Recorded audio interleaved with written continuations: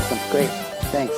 I'm just a little nervous following such impressive projects, but here we go. Okay, so little intro. The system you're seeing, that's basically what I had back in the day. It was a slightly larger black, white phosphor monochrome monitor with an Apple IIc, and for the majority of my Apple II experience was on monochrome monitors. So special thanks to Brian for selling me that monitor like 3 weeks ago. If I had that monitor, maybe this project wouldn't exist, but we'll see. But like everybody else, CRT is a bit of a pain. They're sort of hard to keep up. I wanted to have something that I can actually connect modern monitors to. So project goals, or I guess I wrote this after the project was done, so maybe project summary. But yeah, I wanted something where I can interface an Apple IIc expansion port with generating a screen, an image that I can display on VGA and HDMI. But HDMI came because of the part that I found, actually.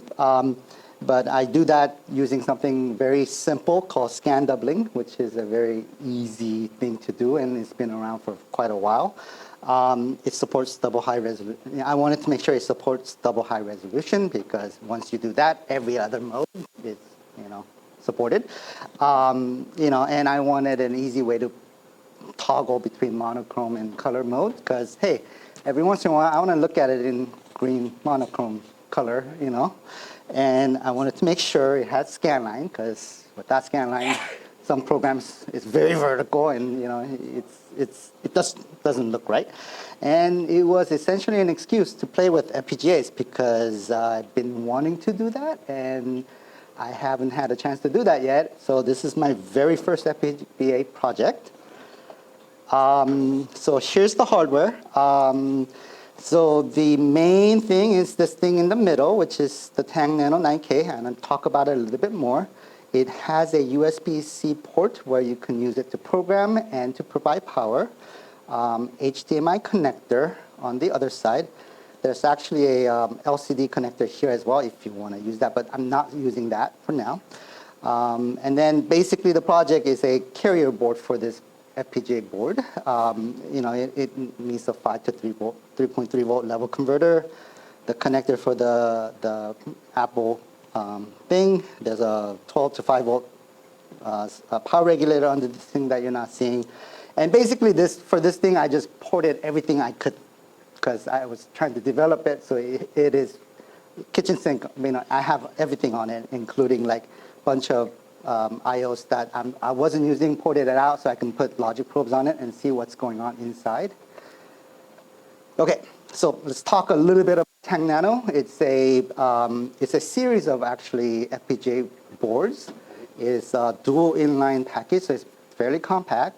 So if you've seen many of the FPGA like development boards, they tend to be pretty big. They tend to be fairly expensive. So just as a comparison, this is a DE10 Nano, which is famous because it's used in the Mr. board. And it's called Nano because it's actually a fairly small board. But it's around $225 and limited supply and all that junk. Just for comparison, this thing has something called, it has something like 110K, what's called logic elements, or LEs. Different companies use different names, but these guys use something called logic units. And Tang Nano is called Tang Nano 9K is called 9K because it has, they round it up, it's around 9,000 logical elements. So that sort of gives you a rough sense of how complicated of a design you can implement. So if you compare this DE10 to this Tang Nano, you can see it's a very simple device, right? So I felt, oh, this is something I could probably handle. So let's go on with that. Unlike a lot of the Chinese-made hardware, this actually has fairly good documentation. There's actually a wiki page, and this is all the images for this is coming from there. It's based on an FPGA from a company called GoWin, which is another Chinese company made by a company called SIPEED, I don't know how to say it, speed, that makes the actual board, okay? So, and it has a few, nice features like the PLL, which allows me to, generate different clocks that I need for this project, okay? Let's talk about HDMI-ish comment. So this has an HDMI port, but HDMI is a proprietary standard. It actually costs money to actually call something HDMI. And it's actually very expensive. And these guys, I'm pretty sure, did not pay any money to get this registered or go through the compliance testing and all that stuff. So it's sort of a hack. The way they implemented it is actually using a CMOS app like GPIO driver to sort of fake a current mode logic driving that is actually required for HDMI. So it doesn't support the highest speed. Actually, it only goes up to 75 megahertz input, which translates to 750 megahertz bit rate, because there's a 8 to 10 bit conversion. But anyway, so it's not a proper HDMI, and it's more like DVI because it doesn't support any of the HDMI extensions for sound or any of the other protocol, HDCP and all that stuff. It's not supported. Okay. And unfortunately, this thing has a very annoying termination bug. It terminates to a 3.3 volt of the main supply, which is a no-no, because if everything's turned off, it pulls power from the HDMI device and tries to power it up. So, which is why I had to do this little hack, essentially, to put a diode to isolate it, essentially. So that's a little bit annoying. But anyway, like I mentioned, there is a wiki page. It is, like I said, pretty good. In terms of the software, they do have a Windows and a Linux version of the software, and you do need to use their company, the Go-In company provides this. There is a standard version which requires a license. It's free, but you have to email them, and it's a little bit of a hassle, and you have to renew it every year, which I don't know why they do that. But there is an educational version, which is like you don't need any license to do. And then there also is an open source development toolchain available, but when I was looking at this last year, they did not support the PLL IP, which is sort of critical for what I need, because I need to be able to generate different clock frequencies. Okay, so hardware description languages. First of all, I am not qualified to go over HDL with you guys, and it would be a really boring talk if I did. But just to say, there is two fairly popular variants. One's called VHDL, and the other one is called Verilog. I did this project in Verilog mainly because I've seen it before, not any particular, better or worse. Both is equally popular, depending on where you are and what industry you're in. So yeah. Okay. So Apple IIc video connectors. This is where I started with 15 pins. There's very short description of what these are, and I have no idea what these are. So basically, started with a oscilloscope connected to it. So what the heck is going on with these? But basically, the signals in red is what I used for the start of the project to get the black and white image. And then I ended up adding the blue images just to get the color part of it working. Okay? So scan doubling, what is that? Scan doubling, so if you have 560 pixels in horizontal and you have 192 of these lines, basically that's what makes up the frame, right? So scan doubling is you're just taking one line of image and sending it out at twice the speed, okay? So you get two lines instead of one. For each line, you get two lines. So you're doubling the number of lines. So you're generating essentially a 560 by 384 resolution screen, okay? And that maps fairly well to a 640 by 480 standard resolution, right, with some frames on it, right? So with the 1.4 14.31818 megahertz clock output from the Apple. If you multiply by 2, that you get 28 megahertz. And that actually results in a pixel rate of something like 720 by 480. So it's slightly out of spec, but it's close enough that most monitor will be able to lock on it, unless you have some very old VGA monitors, which is fixed frequency. Most monitors can handle something that's slightly drifted. And 64 by 480 is actually a fallback resolution for many systems for the longest time. So there's no guarantee the image will look nice, but they will actually, most monitors will support that, okay? So I think I sort of went over this, but essentially scan doubling, there's a line of image that's coming up in this green. And while there's 2 line buffers, so the green line goes into a line buffer, and while the purple line is being filled, that's the second part of the second line coming from the Apple, I am displaying that green line twice, essentially, in the same time.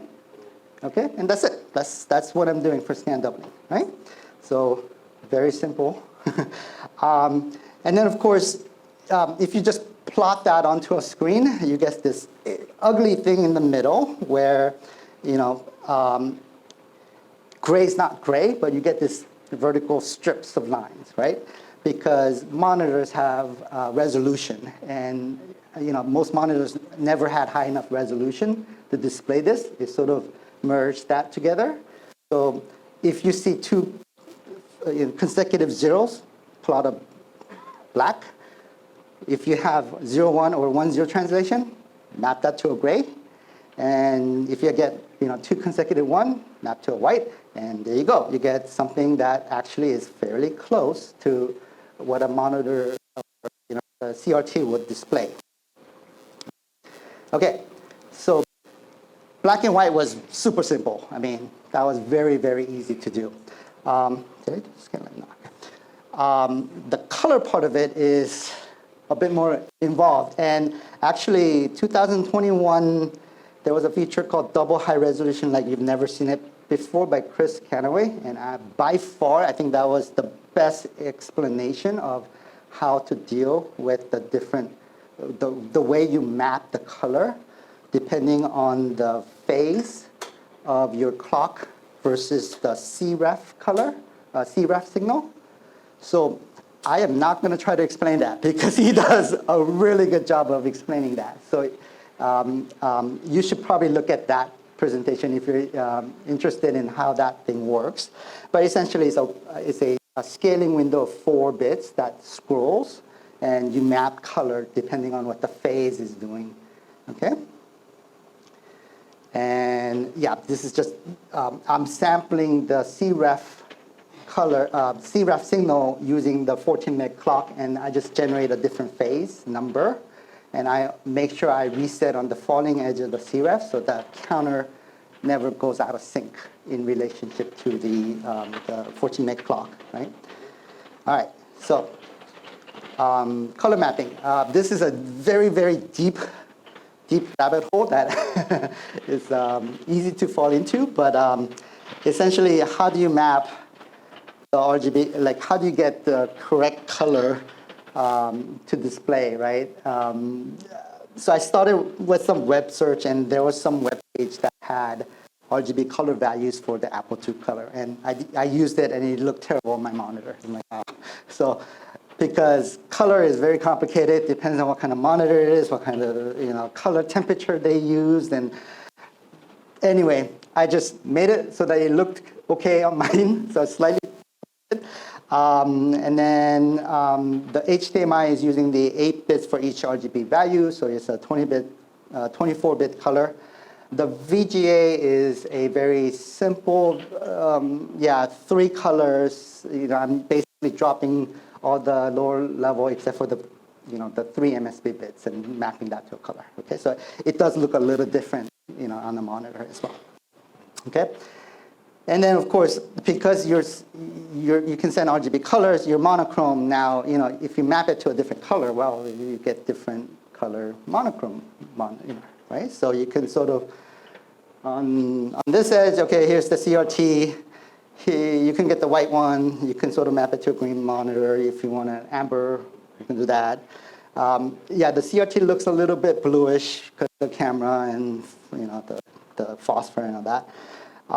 The color part of it, this drove me nuts. Now, this is something that I need to fix or I want to implement. But if you look at it, actually, the color LCD in this image here and different monitors that you put into, it's not a horizontal strip, even though this is a red and blue strips of line of color, because the monitors actually, so ideally phase shouldn't be affected by the luminance, but in reality it does. So depending on the bit pattern, it actually, you do get some black color that breaks up that horizontal line. So that is something that I haven't implemented yet. But it is very close to certain, many color displays, and actually Apple Win color composite idealized actually looks very similar. And Oliver actually told me my understanding of how the color idealized node works is not quite correct, because apparently he's the developer for it. So it's like, wow, awesome. But yeah, the two images really look similar except for a few different artifacts. But yeah, I sort of really want to get to the Apple Win color composite monitor mode, where you sort of get that red lines broken up because of the effects of the color being affected by the luminance of being affected by the color. But anyway, so a few screens. I did not want to tempt the demo gods, so I don't have any demo. If you want to see it in action, come see me. I'm on second floor 204, okay? Or just grab me and I can just show you what it running in real time. But just a few screenshots of this one is in green, this one is in color. This is with the scan modes on. And of course, because it's double high resolution, Earhart, right? That's sort of the standard, I guess. And then, so there was a lot of question mark about, hey, can you sort of get this working in other systems, right? Including 2Es. Well, so the 2C Plus has the exact same video port, so it will work fine. And then I was looking at the slot, the signals that are available on different slots, and then it's like, oh wait, the aux slot on the Apple IIe has essentially all the signals that I need. So as a sort of a proof of concept, I built basically a pass-through with a connector so that you don't lose your 64 the expansion, and I just ported out the signal on the side and I connected it, and it worked fine. It's like, oh, cool, awesome. So I have an Apple IIe that's unenhanced and an Apple IIe Platinum, and both of them tested fine. I haven't tested on the earlier 2E or the 2E enhanced, but I don't see why it wouldn't work. So, yeah. Now, of course, this is a little janky. It's a little bit not very stable. So. This is something that I'm thinking maybe I might be able to do in terms of like combine it as a memory expansion plus a video converter into one thing, mainly because this slot is actually fairly expensive. And it's like, for that cost, I could just throw some memory on it. So anyway. Of course, don't plug it into the VGS output port or 3 output port, because the pinouts are completely different and you're going to fry something. And I think Apple II and 2 Plus does not have an aux slot, so I don't think that will work.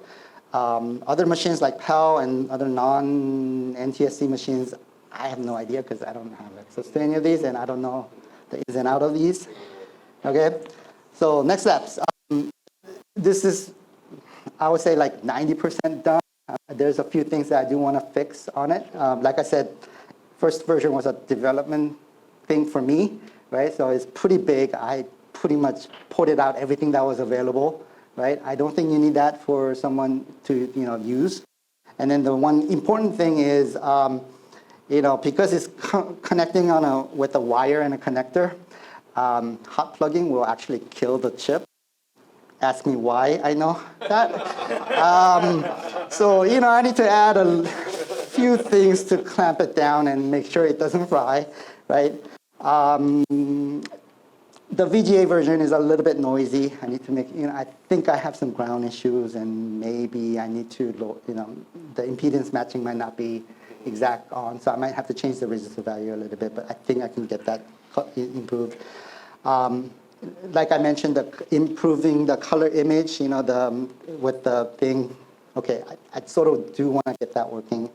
And then the 2E option, that's sort of lower on my priority, but I sort of do want to look at it. Mainly because 2E has a lot of options already, right? So, and then, I'm sorry?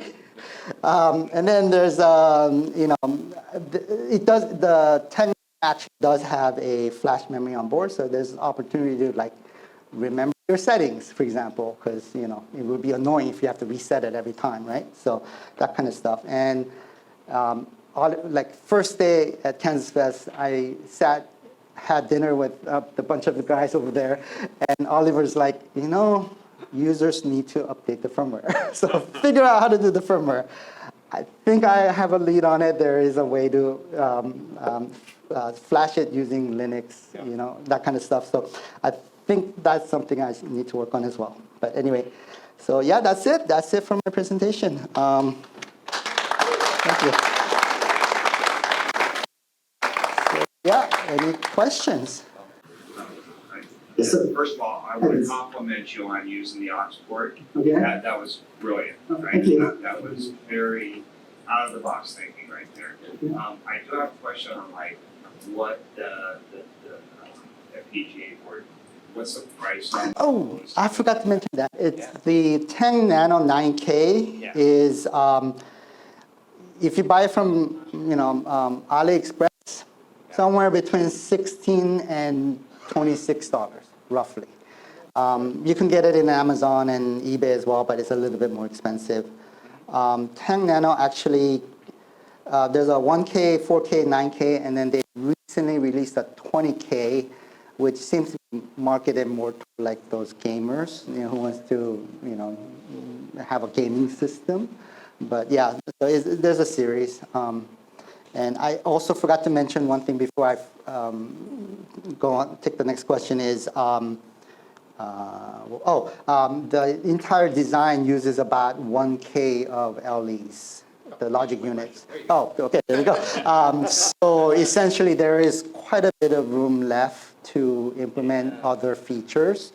So in theory, if I didn't need the HDMI port, I could probably fit it in the Tang Nano 1K, but I sort of wanted the HDMI port because VGA monitors are harder to find and not as easy to use as it used to be. So anyway, and the one other thing is certain monitors will scale and do all sorts of weird stuff depending on how it scales the 64x480 monitors. So I can't do anything about that, right? So it does depend, how the image looks does depend on what monitor you use, because certain monitors, for example, one monitor I have, it will absolutely destroy the scan line. It just disappears because it does the filtering and it has a cone filter on it and gone.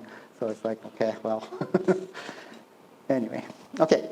Any other question? Yes? That question, I don't know too much about the 2C video port, but would there be a way to send data from the 2C to your device, for changing settings, from the 2C itself? Okay, so the question was, is there any way to send data on the video port to change settings and such on my device?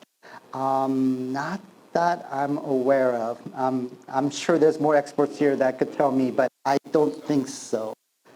Okay, any other questions? Cool, awesome. Oh, one more, yes. So, I may have missed, but the availability of the key to the board. Oh, okay, so I don't think it's sort of ready for, people to use yet, because like I said, I don't want them blowing stuff up. But I do intend to release the design file and the the PCB and such as open source, so that if you guys want to make it, it won't be too hard to make. I did use surface mount parts because I sort of like that. So it might be a little challenging, but it might be possible to just have it populated. So it might not be that hard. I don't know. So we'll see. Yes. So one possible solution to getting data to the card from the video, a little bit hacky, right, which is perfect for this situation, is you can basically write all zeros to your video memory. First, a specific period of time, all ones, all zeros, all ones, and then you output your data as alternating patterns, and then you can sync on that because you see that special pattern on a time. Right. So the problem with that is I only am keeping 2 lines of video at a time. That's it. Because I'm doing a scan of it. Huh? I'm sorry? You see 2 blank lines entirely, right, that are black. You keep a counter. When you see so many, Sure, then you can just do it. So that way you can actually transmit data Yes. across it. Yeah, you're right. I guess you could hack something on. And that way the Apple II could actually do the update. You wouldn't actually need to have a Linux system. Okay, yeah. And you would have to have a special program running on the Apple IIc, and I suck at programming. That's why I stick with hardware. But anyway, yeah. So, very true. Yeah, I think that can be possible. Yeah. Any other questions? Okay, awesome. Thanks, guys.